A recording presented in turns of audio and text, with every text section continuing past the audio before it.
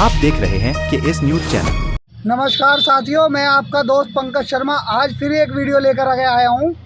और अभी आपने देखा होगा कि गवर्नमेंट की तरफ से, लेबर डिपार्टमेंट की तरफ से एक सर्कुलर वायरल हुआ है। उस सर्कुलर के तहत 1 अप्रैल से 30 सितंबर तक 23 रुपये सैलरी बढ़ाई गई थी और 1 अक्टूबर के बाद 4 रुपये तनख्वाह बढ़ी है हम कॉन्ट्रैक्ट के कर्मचारियों की। हम दिल्ली सरकार में कॉन्ट्रैक्ट पर नौकरी कर रहे हैं। सभी भाई इस बात को ध्यान रखें और ध्यान से सुने। हम दिल्ली सरकार में कॉन्ट्रैक्ट पर नौकरी कर रहे हैं और कॉन्ट्रैक्ट पर नौकरी करने के हमें 4 रुपये पर डे की तनख्वाह बढ़ी है।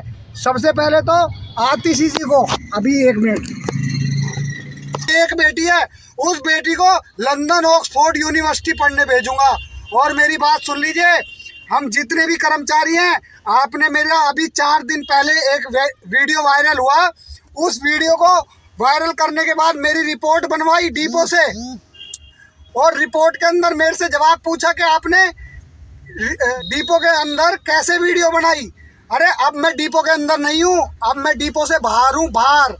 और डिपो के बाहर से आपको अकेला वीडियो बना के भेज रहा है केजरीवाल जी, कैलाश गहलोत जी और आतिशी जी। आपको स्पेशल बोल रहा हूँ, अकेला वीडियो बना के भेज रहा हूँ। अब कोई मेरे साथ नहीं है, देख लो।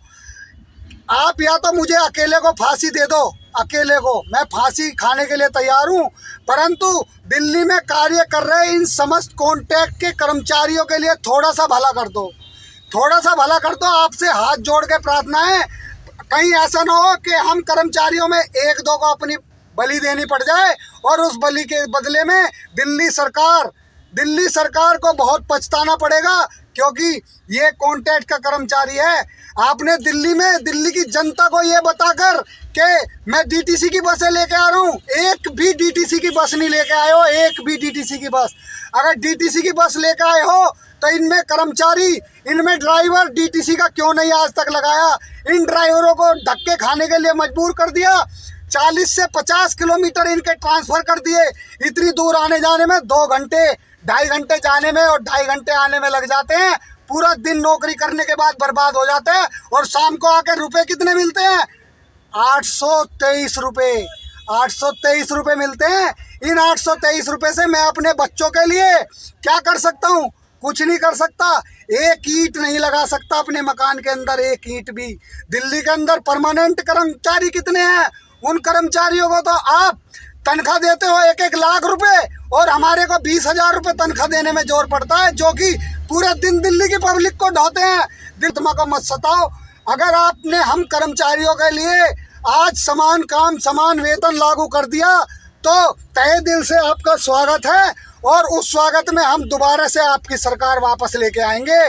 ये मेरा वादा है, हम कॉन्ट्रैक्ट कर्मचारियों का वादा है। क्योंकि आने वाले कुछ दिनों में आपको FCMS और डिम्स के हाथों दे दिया जाएगा, जहां आपको 722 रुपये में नौकरी करनी पड़ेगी। 722 रुपये में मेरे भाइयों, अभी तो आप 816 रुपये में, 823 रुपये में दुखी हो, फिर 722 रुपये में अपना घर कैसे चलाओगे? इस बात को ध्यान रखना। 1 मिनट। और जो इलेक्ट्रिक में बस चला रहे हैं, चालक भाइयों, वो भी ध्यान से सुन लें। कल को आपको भी IP हेडक्वार्टर पर होगी कि हाँ, ये कर्मचारी सारे एक हैं, क्योंकि इलेक्ट्रिक बस में अभी आपने देखा होगा आज रोहिणी सेकंड डिपो में पिछले कई महीनों से तनख्वाह नहीं दी जा रही है। उन डिपो के अंदर हड़ताल कर दी है चालकों ने।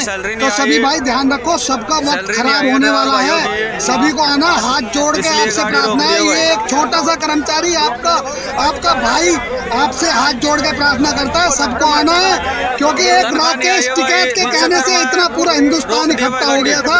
आप दिल्ली के कॉन्ट्रैक्ट कर्मचारी एक छोटे भाई के कहने से इकट्ठा हो जाओ, बहुत बढ़िया हो जाएगा। एक छोटे भाई के